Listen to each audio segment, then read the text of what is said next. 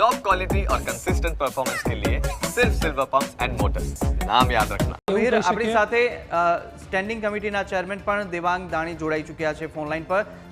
જી આપનું સ્વાગત છે ન્યૂઝ કેપિટલમાં દેવાંગભાઈ। પરંતુ જે રીતના દ્રશ્યો સામે આવી રહ્યા છે, આ પાલડીની NHL હોસ્ટેલ છે અને જેની અંદર જે તંત્રના પાપ કહી શકાય, કારણ કે જે દ્રશ્યો સામે આવી રહ્યા છે, ધૂળ ખાતી હાલતમાં નવા ને નવા મેડિકલ ઇક્વિપમેન્ટ જોવા મળી રહ્યા છે, આપ શું કહેશો? NHL મેડિકલ કોલેજ છે એ જે હોસ્ટેલ ખૂબ જ વર્ષો પહેલાની હોસ્ટેલ હતી। અત્યારના જે બોયઝ અને લેડી હોસ્ટેલ બંને અલગ કરવામાં આવી છે। એનું 3 વર્ષ પહેલા પણ થયું છે અને બધા જ જે રેસિડેન્સ ડોક્ટર હોય અથવા તો MBBS કરતા તમામ ડોક્ટરોને એક સારી હવા ઉજાસ વાળી હોસ્ટેલ રૂમ ડોર્મેન્ટરી સાથે આપવામાં આવી છે। પરિણામે નવી હોસ્ટેલમાં ટ્રાન્સફર થતા તમામ વિદ્યાર્થીઓની જે જૂની હોસ્ટેલ છે એ હાલમાં એક ખાલી છે। આવનાર સમયગાળા દરમિયાન ત્યાં આગળ શું પ્લાનિંગ કરવું એનું આયોજન કરવામાં આવશે। એટલે તમામ વિદ્યાર્થીઓ અત્યારે નવી હોસ્ટેલ જે કોર્પોરેશને 40 થી 50 કરોડના ખર્ચે નવી બનાવી એ હોસ્ટેલની અંદર હાલ આ રેસિડેન્ટ ડોક્ટરો અને MBBS કરતા ડોક્ટરો રહી ગયા। પણ દેવાંગભાઈ, આ જે અત્યારે જે આ જર્જરિત હાલતમાં છે ને આટલો ખર્ચો આની પાછળ કરવામાં આવ્યો છે, તો આનું શું હવે?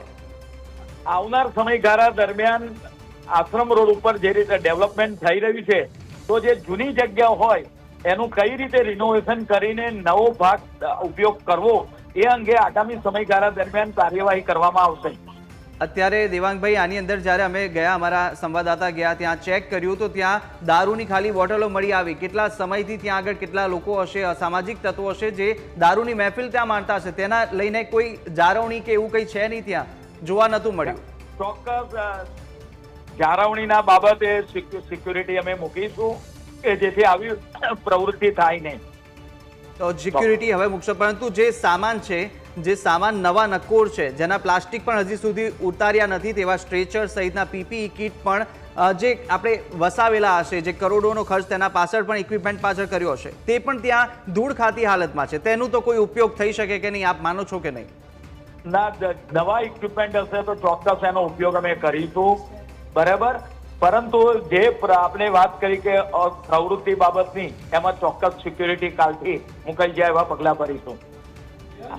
એક સવાલ છે, આપણે એવું કહી શકીએ કે અત્યારે હાલમાં જે સામાન પડ્યો છે તે તો તમે ફાળવી દેશો, પરંતુ જે PPE કિટ છે એની એક્સપાયરી ડેટ 2022ની છે। એટલે ક્યાંક ને ક્યાંક એવું ના કહી શકીએ આપણે કે આ જે PPE કિટ જે સમગ્ર જે કોર્પોરેશન દ્વારા ખરીદવામાં આવી હતી તે અત્યારે તે તો હવે વેડફાટ થઈ ગયો, તેના પૈસાનો તો કોરોના કાળ દરમિયાન જે પણ સામગ્રી બરાબર ઘણા NGO તરફથી પણ મળી હશે અને કેટલીક ખરીદી પણ કરવામાં આવી હશે।